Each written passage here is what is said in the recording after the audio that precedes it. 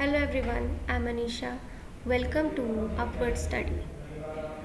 तो आज है 19 जुलाई। 19 जुलाई के सारे इम्पोर्टेंट आर्टिकल्स एंड एडिटोरियल्स जो है वो हम डिटेल में डिस्कस करने वाले हैं। उसके साथ में हम कुछ स्टैटिक पोर्शन भी कवर करेंगे और साथ में हम कुछ MCQs भी देखेंगे। चलिए स्टार्ट करते हैं आज का लेक्चर। जैसा कि आपको पता है कि लेक्चर की शुरुआत हम एक कोट के साथ में करते हैं, तो आज का कोट है कि excuses make today easy but they make tomorrow hard and discipline makes today hard but it makes tomorrow easy. तो बेसिकली बड़ी सिंपल सी चीज़ है। देखिए क्या कि अगर आपको आज आराम करना है तो कल जो है वो आपको बहुत ज़्यादा मेहनत करनी पड़ेगी, और अगर आप आज मेहनत कर लें तो कल जो है वो आपका बहुत ही आसान हो जाएगा। तो वो सब चीज़ें आपको यहाँ पर बोल रहे हैं कि ये डिसीज़न अब आपका है कि आपको जो है वो क्या करना है। आपको आराम अभी करना है कि बाद में करना है, ये डिसीज़न जो है वो आपका है। ठीक है, तो आपको जो है वो सब चीज़ों को लेकर के चलना पड़ेगा एक डिसिप्लिन। ठीक है, तभी जा कर के सब चीज़ें सही हो सकती हैं। ओके, चलिए बात करते हैं आज के MCQs की। तो हमारा पहला सवाल है कि which tennis player became the first player in history to win 80 matches in all 4 grand slams. देखिए तो यहाँ पर जो है वो किस प्लेयर ने ये हिस्ट्री क्रिएट कर दी है, राफेल नडाल, नोवाक जोकोविच, रॉजर फेडरर या एंडी मुरे। तो इसका जो आंसर है ये आपको वीडियो के एंड में मिल जाएगा। नेक्स्ट सवाल है कि विच Indian wrestler von a bronze medal at the under 23 Asian wrestling championship 2022। दीपक पुनिया, रवि कुमार दाहिया, बजरंग पुनिया या अंशु मलिक। तो इसका भी आंसर आपको वीडियो के एंड में ही मिलेगा। नेक्स्ट है कि which is the only institution in India to issue electoral bonds, RBI, SBI, NITI Aayog और CBDT। तो कौन इशू करता है इलेक्टोरल बॉन्ड्स। तो सबके जो भी MCQs हमने यहाँ पर बात की, इनका जो आंसर है ये आपको वीडियो के एंड में मिलेगा। चलिए स्टार्ट करते हैं आज का डिस्कशन। तो हमारे पास पहला आर्टिकल है कि sharing power with the next generation. तो एडिटोरियल में बड़ा ही ये जो है वो शानदार एक आर्टिकल छपा हुआ था, जिसके बारे में हम बात करेंगे। ये इंटर जनरेशनल जस्टिस की बात कर रहे हैं यहाँ पर राइटर। ये चीज़ क्या है हम एक एक करके सब चीज़ों को समझेंगे। तो बेसिकली बोल रहे हैं कि जो भी हॉरिफिक डिस्ट्रक्शन हमें 20th सेंचुरी में देखने को मिला था वर्ल्ड वॉर के बाद में, ठीक है, और जो second ending the wanton display of scientific progress and destruction of thousands of innocent civilians in Hiroshima and Nagasaki।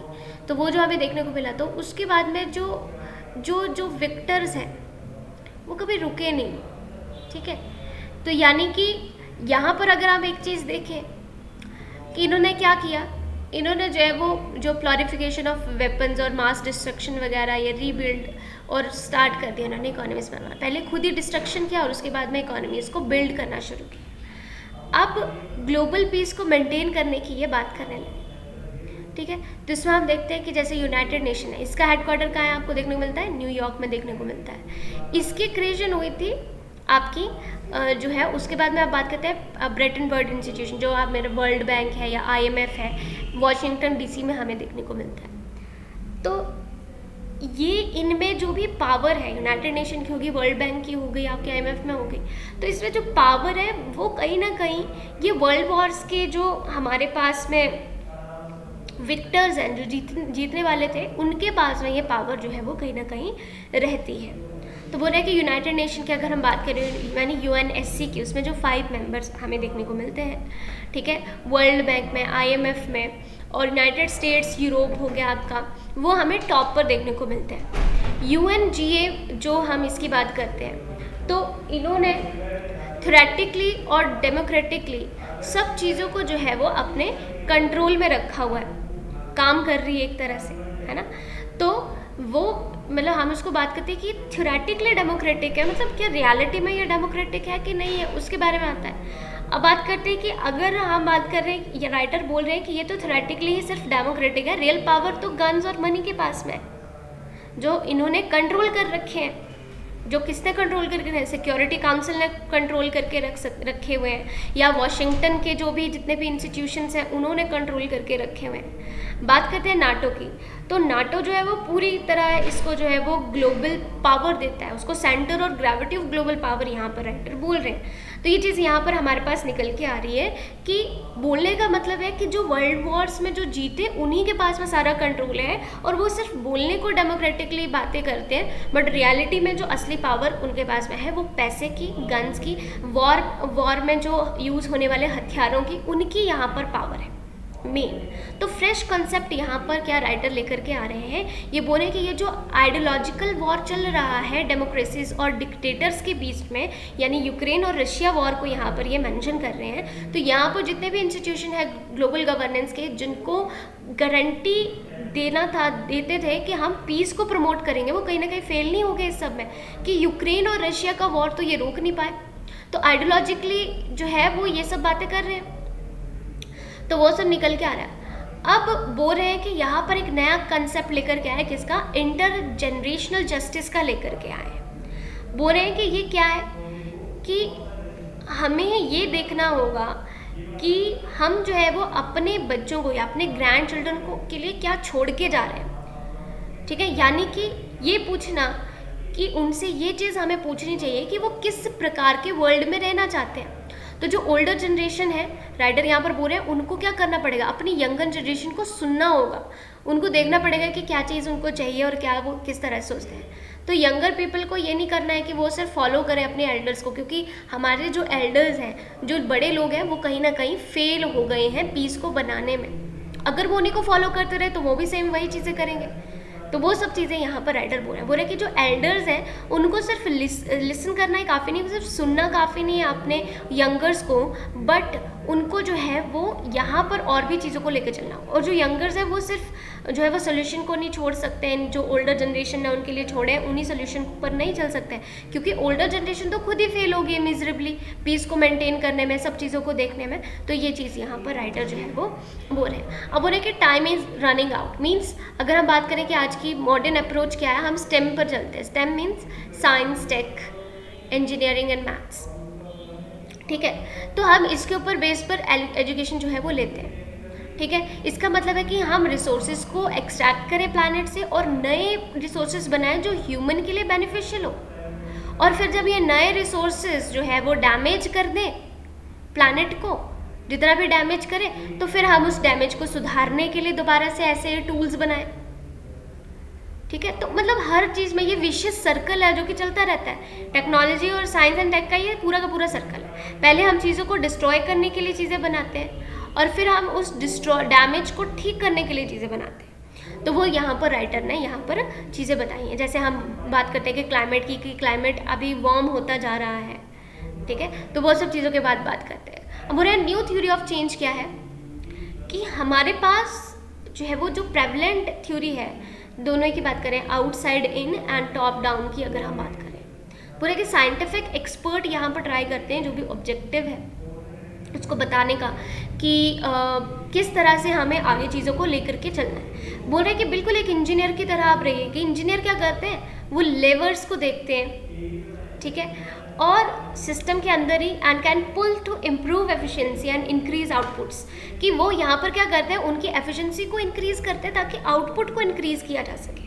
मतलब वो ऐसा नहीं करते हैं कि हमें जब भी यहाँ पर ज़रूरत हुई तो हमने यूज़ कर लिया, जब ये पूरा डैमेज हो गया तो उसको छोड़ करके कहीं और चले गए, किसी और प्लैनेट की तलाश की। ऐसा नहीं है, मतलब ऐसा नहीं करना चाहिए। तो जो हमारे पास है उसकी एफिशिएंसी को इंक्रीज़ करिए ताकि हम आउटपुट को इंक्रीज़ कर सकें, वो चीज़ बोल रहे हैं। तो बोल रहे हैं कि many discipline must be bought together to understand the social, economic and physical feature of the complex issues, की जो भी कम्प्लेक्स इशू, क्लाइमेट चेंज जैसा जो इशू चल रहा है, ठीक है, उन सब चीज़ों को हमें साथ में लेकर के चलना होगा। हमें वहाँ पर एक बहुत ज़्यादा डिसिप्लिन की ज़रूरत है। दोनों को साथ मिल गई, यंगर जनरेशन और जो आपकी ओल्डर जनरेशन है, दोनों को साथ में मिल करके सोचना पड़ेगा कि क्या सिस्टम किस तरह से हमें लेकर के चलना है और आप कैसे वर्ल्ड में जी रहे हैं, हमें आगे क्या यही चाहिए, तो उसके बारे में हमें जो है वो बात करनी चाहिए। ये सब जो है वो राइटर ने यहाँ पर बोला है। अब यहाँ पर राइटर क्या बताते हैं कि वन साइज सोल्यूशन जो है वो हर एक प्रॉब्लम के लिए फिट नहीं बैठ सकता। ठीक है, तो ये यहाँ पर जो है वो राइटर बोल रहे हैं कि हर टाइप की प्रॉब्लम के लिए एक ही सोल्यूशन हो, ऐसा तो ज़रूरी नहीं है। तो बोले अगर हम G7 की बात करें तो 1970s में ये फॉर्म हुई थी। ठीक है, 1973 में जो है वो पहली बार ये मिले थे और जिनका जो चार्टर है वो 1975 में साइन हो गया था। ठीक है, तो बोल रहे हैं कि ये जो आपका G7 है, 1970s में इसको बनाया गया। कब बनाया गया? जब ब्रेटन वुड्स इंस्टीट्यूशन जो है वो अनेबल हो गए थे ग्लोबल इकोनॉमिक क्राइसिस को संभालने के लिए ऑयल शॉक्स के कारण, क्योंकि ऑयल शॉक्स उस समय आए और बहुत ही मुश्किल हो गया था, बहुत ज़्यादा इकोनॉमिक क्राइसिस जो है वो आने लगे, तो G7 का फॉर्मेशन हुआ। चलिए G7 के बारे में कुछ चीज़ें बता दूँ कि 2020 के डेटा के अनुसार अगर हम चलें तो 50% जो ग्लोबल का नेट वेल्थ है, नेट वेल्थ वो G7 नेशन के पास है, और वर्ल्ड की सिर्फ 10% पॉपुलेशन है G7 कंट्रीज में। अबाउट 32 से 46% तक का ग्लोबल जीडीपी की बात करें तो वो G7 के पास में, ठीक है।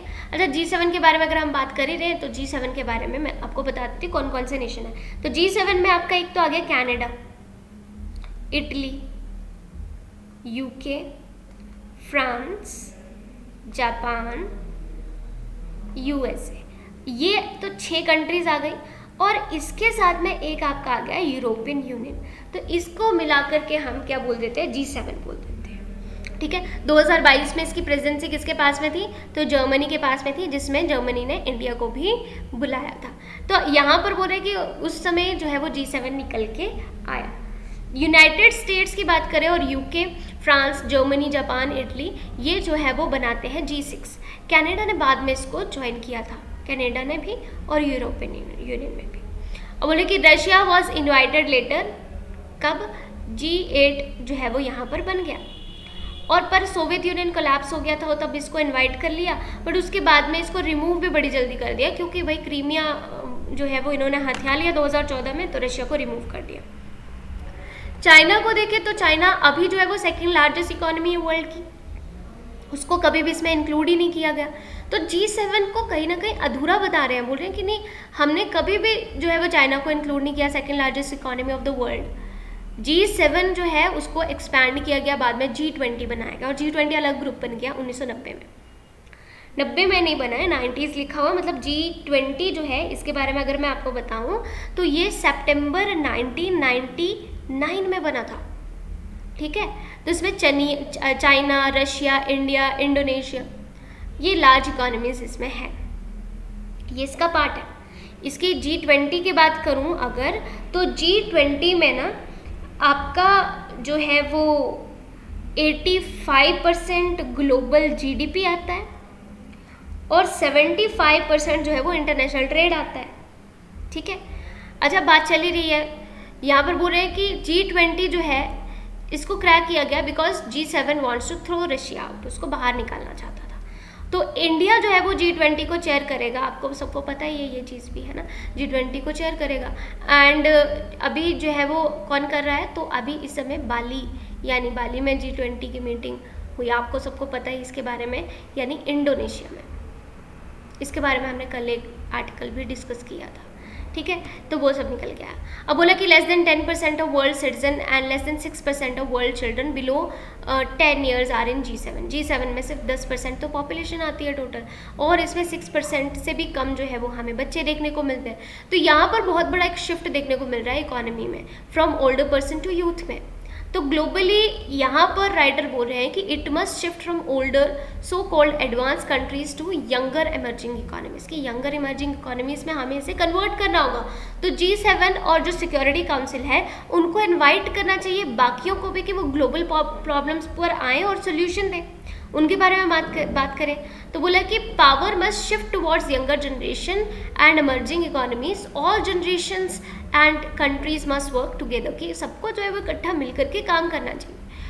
अच्छा, UN का सस्टेनेबल डेवलपमेंट की बात करें गोल्स की, तो लिस्ट 17 कॉम्प्लेक्स ग्लोबल प्रॉब्लम्स के बारे में वो बताते हैं, जैसे पॉवर्टी हो गया, हंगर हो गया, एजुकेशन हो गया, ठीक है, हेल्थ एंड सैनिटेशन हो गया। तो वो अलग अलग गोल्स में सब चीज़ों को बताते हैं। तो ये जो है वो डिफरेंट फॉर्म्स में हमें जो है वो देखने को मिलते हैं वर्ल्ड में। ऐसे 17 कॉम्प्लेक्स ग्लोबल प्रॉब्लम्स के बारे में हम चर्चा करते हैं सस्टेनेबल डेवलपमेंट गोल्स में।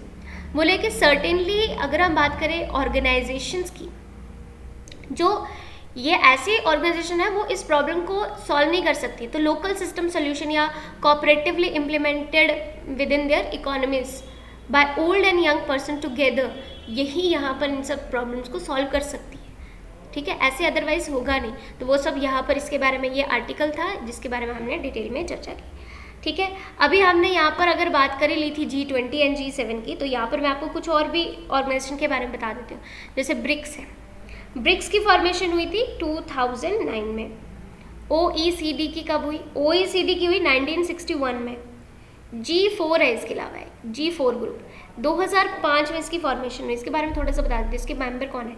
जापान है, इंडिया है, ब्राज़ील है और जर्मनी है। ठीक है, याद नहीं आता, Japan, India, Brazil and Germany इसके पार्ट्स हैं। ठीक है, उसके अलावा WTO कब बना था? WTO, ठीक है, गैट से बना था नहीं, 1995 में बना। एक आपका एशियान, एशियान का फॉर्म हुआ था 1967 में हुआ था। तो ये चीज़ें जो है वो आपको थोड़ी बहुत याद रखनी है। चलिए बात करते हैं नेक्स्ट आर्टिकल की। तो नेक्स्ट एडिटोरियल है हमारे पास, the 5-day work week might be fading away. कि अभी 4-day वर्क वीक की बात कर रहे हैं कि एक सप्ताह में सिर्फ 4 दिन ही काम करना है। उसके कुछ प्रोज एंड कॉन्स हम यहाँ पर देखने वाले हैं। तो क्या बोल रहे हैं? बोले after the reduction of working hours in 1920s and 1930, Henry Ford ने यहाँ पर वर्किंग आवर्स को 60 आवर्स अ वीक से 40 कर दिया था। ठीक है, यहाँ से ये चीज़ें निकल के आई थी। ठीक है, तो बोले कि क्योंकि उससे क्या फ़र्क पड़ेगा आगे आने वाले समय में, वो सब चीज़ों के ऊपर बात करेंगे। अच्छा, बोला द नोटेड इंग्लिश इकोनॉमिस्ट कौन? John Maynard. ये क्या बोलते हैं? ये बोलते हैं कि इन्होंने प्रेडिक्ट किया कि जो बच्चे हैं उनको सिर्फ 15 घंटे ही एक सप्ताह में काम करना चाहिए, ये बोल रहे हैं। अब इसके लिए काफ़ी सारे ट्रायल्स हुए, ठीक है, और उनमें बेनिफिट्स भी नज़र आए। अब ट्रायल्स के रिजल्ट हम देखें तो बोला कि सबसे ज़्यादा तो फेमस आपका जो ट्रायल है वो हमें माइक्रोसॉफ्ट और जापान का देखने को मिला 2019 में। उन्होंने 4-day वर्क वीक किया और उसके बड़े अच्छे रिजल्ट देखने को मिले। इस ट्रायल में हमें ये पता चला कि आपको कितना काम करना है, 8 आवर्स वर्क करना है पर डे के हिसाब से। ठीक है, और 4 दिनों तक आपको ऐसे ही 8 आवर्स पर डे हिसाब से काम करना है। बोले 3-day weekend but a 5-day week paycheck आपको यहाँ पर मिलेगा। तो बोला कि माइक्रोसॉफ्ट बहुत ज़्यादा खुश है क्योंकि 40% से उनकी जो वर्कर्स की जो प्रोडक्टिविटी थी वो 40% से इंक्रीज़ हुई, और प्रिज्यूमली जो है वो जॉब सेटिस्फेक्शन दे रहा था कस्टमर को। 40% जो है वो उनकी कहीं ना कहीं प्रोडक्टिविटी का इंक्रीज़ होना यही शो करता है। माइक्रोसॉफ्ट और जापान ने जो है वो बहुत ही अच्छा एग्जाम्पल सेट किया, तो ये सब चीज़ें यहाँ पर लेकर के आए। तो बोला कि यहाँ पर क्या देखा कि 23% जो है वो इलेक्ट्रिसिटी कॉस्ट कम हुई, 60% जो है वो यहाँ पर जो number in pages printed in the office, तो प्रिंटेड पेजेस की संख्या भी कम हुई, जो हमारे एनवायरनमेंट के लिए बहुत ही अच्छा था। बोले कि परपेचुअल गार्डियन जो न्यूजीलैंड है ट्रस्ट मैनेजमेंट कंपनी, इन्होंने रिपोर्ट किया कि 20% जो है वर्कर्स की प्रोडक्टिविटी इंक्रीज हुई 2018 के ट्रायल में। बोला कि most trials of a 4-day work week seem to increase for at least keep constant worker productivity. ठीक है, कि 4-day वर्क वीक जो है वो उनकी प्रोडक्टिविटी को कांस्टेंट तो रखे, क्योंकि जैसे जैसे समय बढ़ता जाता है वैसे वैसे जो है वो प्रोडक्टिविटी डिक्रीज होती जाती है। बोला है कि लार्जर व्यू में अगर हम देखें तो जो फ्यूअर वर्किंग डेज हैं उनकी वजह से हमें ये देखने को मिला कि lower commuting and hence the positive impact जो है वो एनवायरनमेंट पर देखने को मिल रहा है। इलेक्ट्रिसिटी कंजम्पशन कम हो रही है। ठीक है, ये एक एम्प्लॉयमेंट को रिवाइव करने का टूल भी हो सकता है आफ्टर कोरोना वायरस पेंडेमिक।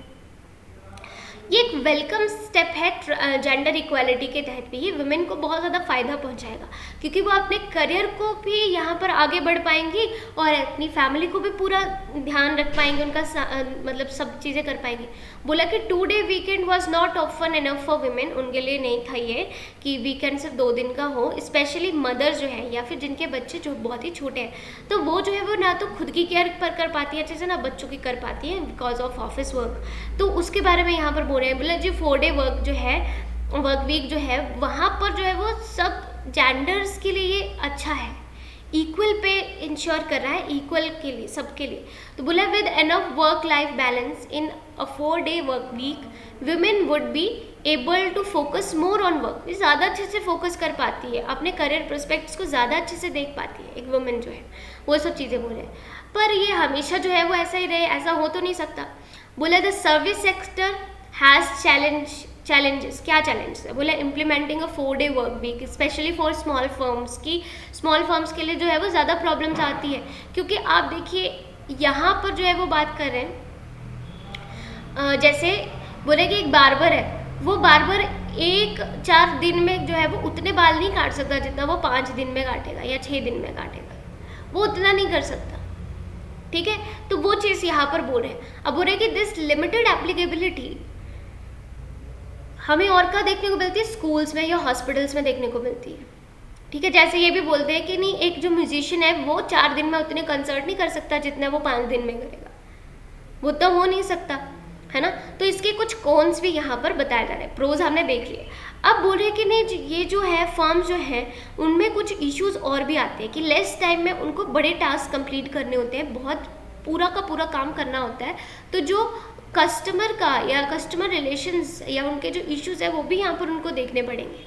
तो बोला कि centre for policy studies UK ने बताया, उन्होंने बोला कि ये possible cost of implementing 4 day work week for public जो है वो हमें देखने को मिल सकती है sector employees in the United Kingdom. तो बोल रहे हैं कि ये जो है वो 17 बिलियन यूरो का जो है यहाँ पर प्रोडक्टिविटी में हमें चीज़ें देखने को मिल सकती हैं। इसका कॉस्ट हमें इतना बेयर करना पड़ सकता है।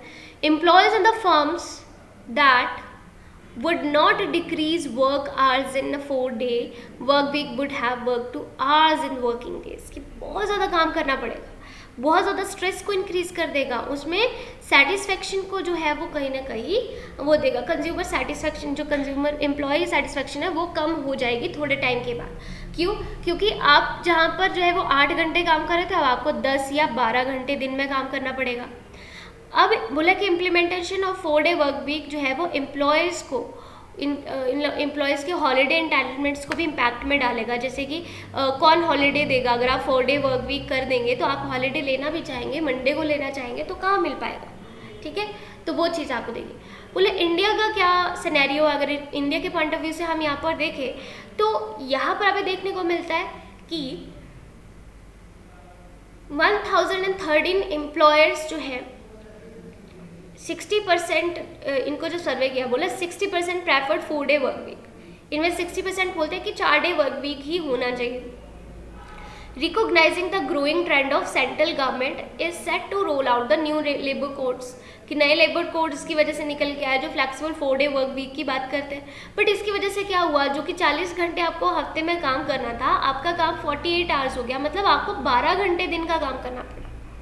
तो ये जो प्रोडक्टिविटी को इंक्रीज करने के लिए ज़्यादा आवर्स बढ़ाने की वजह से ज़्यादा स्ट्रेस और बर्डन की भावना जो है वो लोगों के अंदर आएगी। आइसलैंड का एग्जांपल है तो बोला 86% एम्प्लॉयज़ के पास में राइट है कि वो 4 डे वर्क वीक करें।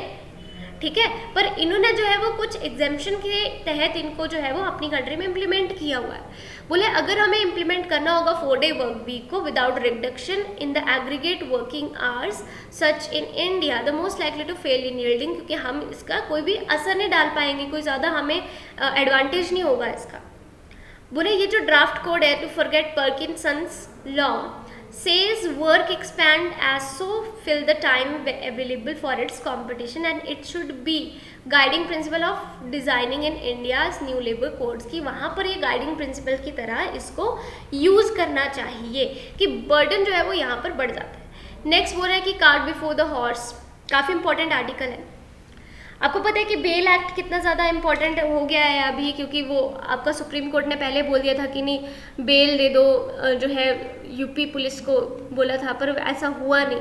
तो बेसिकली उसके बारे में बात की जा रही है कि अलग अलग स्टेट्स में जब एक ही बंदे के खिलाफ में FIR होगी तो उसको बेल कैसे मिलेगा, यानी बेल नॉर्म्स को थोड़ा ईज करने की बात कर रहे हैं। तो बेसिकली यहाँ पर राइटर ने यही बोला है कि अगर हम एक चीज़ को यहाँ पर नोटिस कर रहे हैं तो हमें देखने को मिलेगा कि जैसे जो लोग ज़्यादा करके जेल में होते हैं ना, वो अंडर ट्रायल चल रहे होते हैं, यानी कि ट्रायल अभी हुआ नहीं, अभी प्रूफ हुआ नहीं, वो सिर्फ सस्पेक्ट है, वो अभी तक जो है वो दोषी सिद्ध नहीं हुए हैं।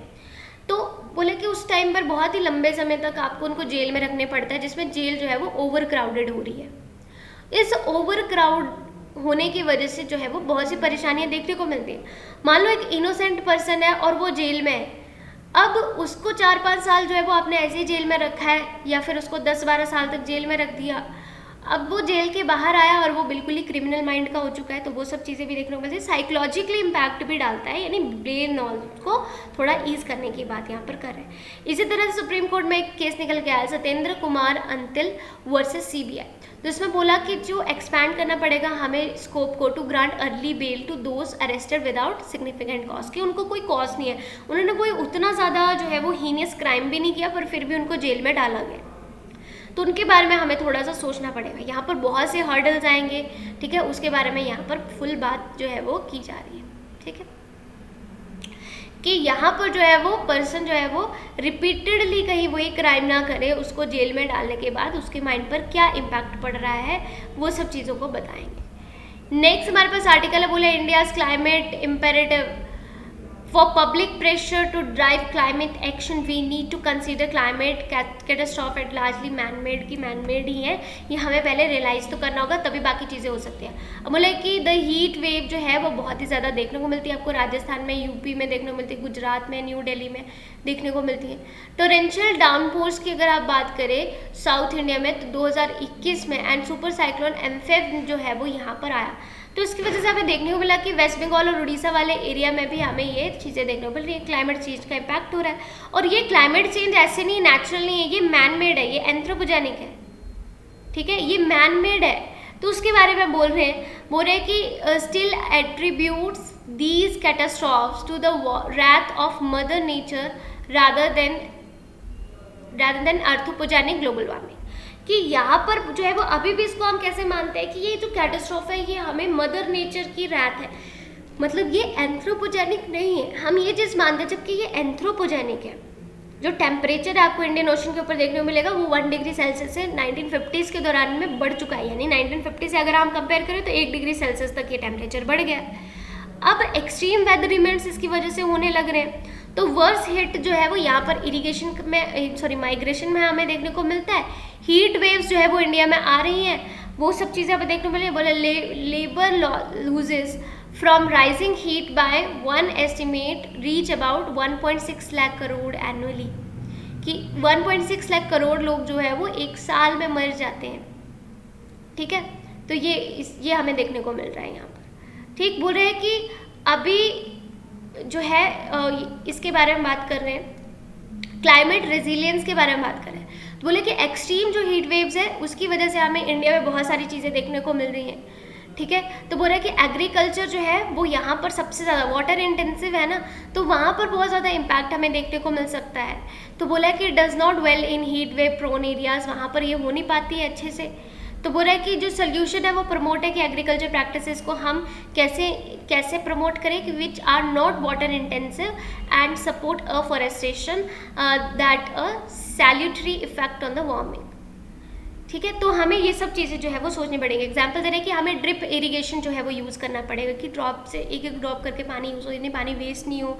इरिगेशन में बहुत ज़्यादा पानी यूज़ करते हैं हम, जैसे पंजाब का एग्जाम्पल ले सकते हो, बहुत ज़्यादा ग्राउंड वाटर एक्सट्रैक्ट करते हैं, तो वो सब चीज़ों को यहाँ पर ये बोल है। क्लाइमेट रेजिलियंट एग्रीकल्चर जो है वो डाइवर्सिफिकेशन को बताता है। जैसे हम कल्टिवेशन की बात करें तो मल्टीपल क्रॉप्स जो है वो सेम फार्म में लगाएं, तो वो सब चीज़ों को यहाँ पर बता रहे हैं, उसके बारे में बात करें, ठीक है।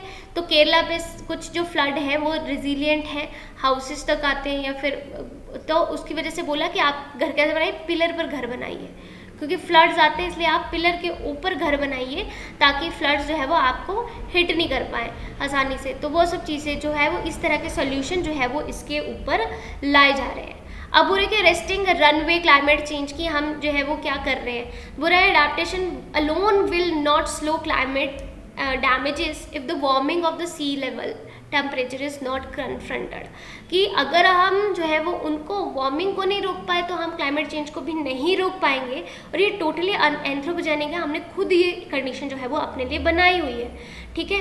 तो ये सब चीज़ें बोल रहे हैं, क्योंकि बहुत ज़्यादा स्लो प्रोसेस रहेगी। अब जो भी हम यहाँ पर चेंज करेंगे बहुत ज़्यादा स्लो प्रोसेस रहेगी। हम बोलते हैं कि हम जंगल लगाना है, पर उस जंगल को हम ऐसे छोड़ देते हैं, थोड़े टाइम के बाद जो कोई देखने वाला नहीं है तो उसको ऐसे छोड़ देंगे, और वो जो पौधे जो लगाए होंगे वो भी यहाँ पर बर्बाद हो जाएंगे। तो वो सब चीज़ें बोल रहे हैं। तो बोले big part of climate action lies in the protection of expanding forest coverage, की हमें फॉरेस्ट कवरेज को एक्सपैंड करना पड़ेगा, उसको प्रोटेक्ट करना पड़ेगा। रेगुलेशंस लेकर के आने पड़ेंगे, ऐसे टाइट रेगुलेशन लेकर के आने पड़ेंगे ताकि चीज़ों को चेंज नहीं किया जा सके। इंडिया का जो डिजास्टर मैनेजमेंट में शेयर है वो 2.5% ऑफ जीडीपी है। Climate finances are the most suited for large scale global funding from the World Bank, वहाँ से भी लेते हैं, and the International Monetary Fund and the Asian Development Bank, तो वो सब चीज़ों के बारे में बात कर रहे हैं। अब हो रहा है कि स्टेट जो है वो यहाँ पर क्या कर सकती हैं, यूनियन गवर्नमेंट के रिसोर्सेज को यूज़ कर सकती हैं, फाइनेंशियल टेक्नोलॉजी जो भी चीज़ें हैं उनको यूज़ कर सकती हैं, और अर्ली वार्निंग मेट्रोलॉजिकल सिस्टम या सेंट्रली स्पॉन्सर्ड क्लाइमेट स्कीम्स वगैरह को लेकर के आ जा सकती हैं, ठीक है। और जैसे MG नरेगा है, इसका जो फंड है it can be use for climate adaptation in agriculture, उसमें भी यूज़ कर सकते हैं। वेस्ट मैनेजमेंट या आपके लाइवलीहुड्स हो गया, उन सब चीज़ों को यहाँ पर बात करें कि ये जो कैटास्ट्रॉफ है ये लार्जली मैनमेड है और हमें इसको किस तरह से रोकना है, बस ये चीज़ है। नेक्स्ट आर्टिकल आपका कि शंघाई कोऑपरेशन ऑर्गेनाइजेशन है जो है उसके बारे में बात करें, क्योंकि आपको पता है कि बेलारूस और ईरान को ये मेंबरशिप देने वाले हैं, तो उसके बारे में ये पूरा आर्टिकल है कि इंडिया के ऊपर इसका क्या प्रभाव पड़ सकता है। आपको पता है कि जो SCO है वो 2001 में बना था, 2002 में इसका चार्टर एक्ट साइन हुआ और 2003 में जो है वो ये फॉर्म में आ गया कम्प्लीटली। तो इंडिया ने जो ऑब्जर्वर स्टेटस है वो 2005 में लिया था, 2017 में फुल मेंबर हम इसके बन गए थे। अब इसी के बारे में बोल रहे हैं कि ईरान और बेलारूस जो है वो इंडिया इसके SCO के नए मेंबर जो है वो बन सकते हैं, अभी तक बने नहीं है पर बन सकते हैं, तो उसका जो प्रोसेस है अभी स्टार्ट होना है, उसके बारे में बात जो है वो कर रहे हैं, ठीक है। अच्छा, बोल रहे कि फोकस एरियाज क्या क्या है, तो आपका SCO जो है वो कहाँ कहाँ फोकस करता है, तो एजुकेशन, एनर्जी, ट्रांसपोर्टेशन पर फोकस करता है। ये एफर्ट करता है कि मैं पीस मेंटेन करूँ, सिक्योरिटी मेंटेन करूँ, स्टेबिलिटी लाऊँ अपने एरिया में, वो सब चीज़ों पर बात करता है, ठीक है। तो बोला कि प्रिसाइज असर्शन है कि combined with some member states profiles and building new international politic and economic order has often led to it being placed at a counter treaties of groupings जैसे नाटो। तो नाटो के साथ में ये आपको कहीं ना कहीं यहाँ पर प्रिसाइज असर्शन की बात कर रहे हैं कि जो भी बिल्डिंग या न्यू इंटरनेशनल पॉलिटिकल या इकोनॉमिक ऑर्डर है उसको सेट करने की बात कर रहे हैं। बोल रहे कि ग्रुपिंग कंप्राइज 8 मेंबर है, इसमें कौन कौन, इंडिया है, Kazakhstan, China, Kyrgyzstan, Pakistan, Russia, Tajikistan, Uzbekistan इसके मेंबर है। SCO के 4 ऑब्जर्वर्स भी है, कौन कौन, अफगानिस्तान, ईरान, बेलारूस और मंगोलिया, ये 4 इसके ऑब्जर्वर है, जिसमें ईरान और बेलारूस को तो फुल मेंबरशिप जो है वो देने ही वाले हैं। तो यहाँ पर बोल रहे हैं कि ये जो है वो ऐसे मतलब एक बार जो हमारे प्रधानमंत्री है नरेंद्र मोदी ने बायलैटरल मीटिंग की फॉर्मर प्राइम मिनिस्टर पाकिस्तान के प्राइम मिनिस्टर नवाज शरीफ के साथ में 2015 में, और बोला कि फॉरेन मिनिस्टर जयशंकर ने नेगोशिएट किया 5 point agreement with Chinese counterpart Wang Yi के साथ में 2020 में मॉस्को कॉन्फ्रेंस में 5 पॉइंट्स पर जो है वो इन्होंने बात किया और एग्रीमेंट किया। इंडिया जो है वो आपको पता है कि क्वाड ग्रुप का भी पार्ट है, US, जापान और ऑस्ट्रेलिया के साथ में मिलकर के चाइना को काउंटर करता है, और SCO का भी पार्ट है, दोनों का ही इसमें पार्ट है। तो ये एसोसिएट करता है grouping of rather different nature is the part of its foreign policy and emphasis on the principles of strategic autonomy and multi alignment. तो इंडिया जो है वो क्वाड ग्रुप का भी पार्ट है, उसके बारे में बात करें कि जो कि डिफरेंट नेचर के हैं, दोनों की फॉरेन पॉलिसी अलग है, दोनों ही डिफरेंट नेचर के हैं। उसके अलावा जो डिफरेंट नेचर के होने के बावजूद जो है वो ये मल्टी अलाइनमेंट जो है वो इनके बीच में चल रही है और ऑटोनॉमी भी है। बोले कि जो SCO का सेक्रेटरीट है, अगर हम उसके ऑर्गेनाइजेशन स्ट्रक्चर की बात करें तो उसमें 2 परमानेंट बॉडीज़ हैं, SCO सेक्रेटरीट जो कि बीजिंग में है और एग्जीक्यूटिव कमेटी जो कि रीजनल एंटी टेररिस्ट स्ट्रक्चर में आपको देखने को मिलती है, ताशकंद में। तो बोल रहा है कि other than this the grouping consist of heads of state council, इसमें हेड्स ऑफ स्टेट काउंसिल भी होती है, ये पूरे के पूरे मुद्दों को जो भी इकोनॉमी से रिलेटेड मुद्दे होते हैं उन सबको डिस्कस करने का काम भी करती है। तो ये जो है वो प्राइम मिनिस्टर होगा इसमें usually, and also meets annually on the 2 0 in 1 organisation, priority areas and multilateral corporation strategy. तो उसके बारे में बात कर रहे हैं।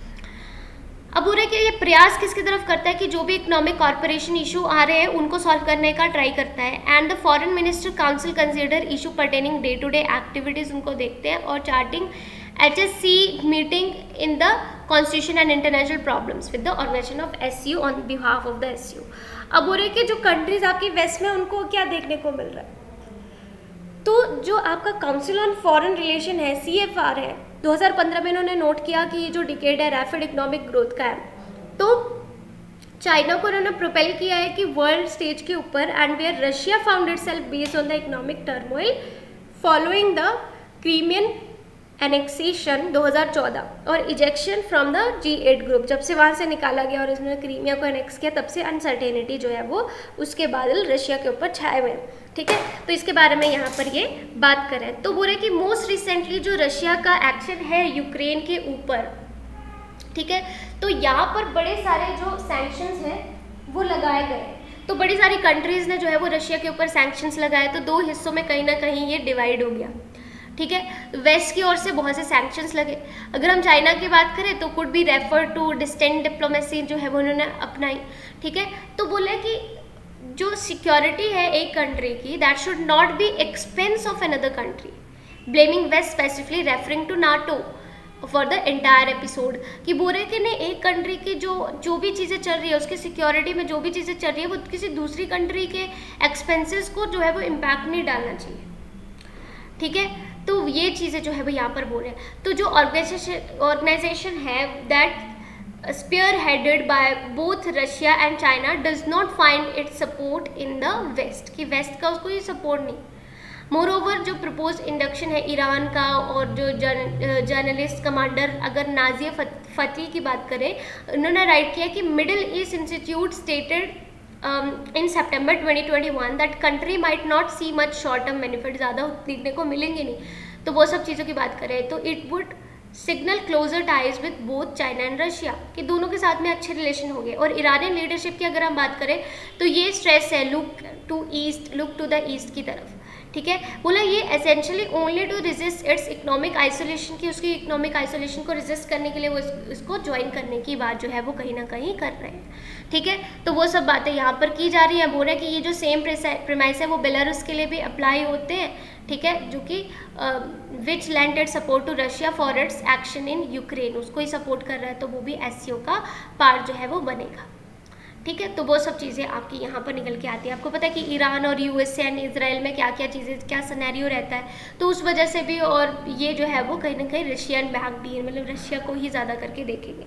ठीक है, इंडिया भी इसमें अलग स्टैंस लेकर के चलता है, तो वो सब चीज़ें आती हैं। उसके अलावा आपका सेकेंड केस जो मॉन्की पॉक्स का है वो केरला में फिर से देखने को मिला है। बाकी रिसेंट क्या डेवलपमेंट होती है वो हम धीरे धीरे देखते रहेंगे। बात करते हैं आज के एमसीक्यूज़ की, तो हमारे पास जो पहला एमसीक्यू था कि कौन से टेनिस प्लेयर है जिन्होंने यहाँ पर हिस्ट्री क्रिएट कर दी है 80 मैच जीत के 4 ग्रैंड स्लैम्स में, तो इसका सही आंसर है नोवाक जोकोविच, इसका करेक्ट आंसर रहेगा। ठीक है, नेक्स्ट हमारे पास आता है कि विच Indian wrestler won a bronze medal at the under 23 Asian wrestling championship, तो किसने जीता, तो इसका सही आंसर है दीपक पुनिया। ठीक है, इसका करेक्ट आंसर दीपक पुनिया रहेगा। नेक्स्ट है which is the only institution of India to issue electoral bonds, तो इलेक्टोरल बॉन्ड्स को कौन इशू करता है, तो एसबीआई जो है वो इसको इशू करता है, तो गवर्नमेंट ने अप्रूव किया है ये।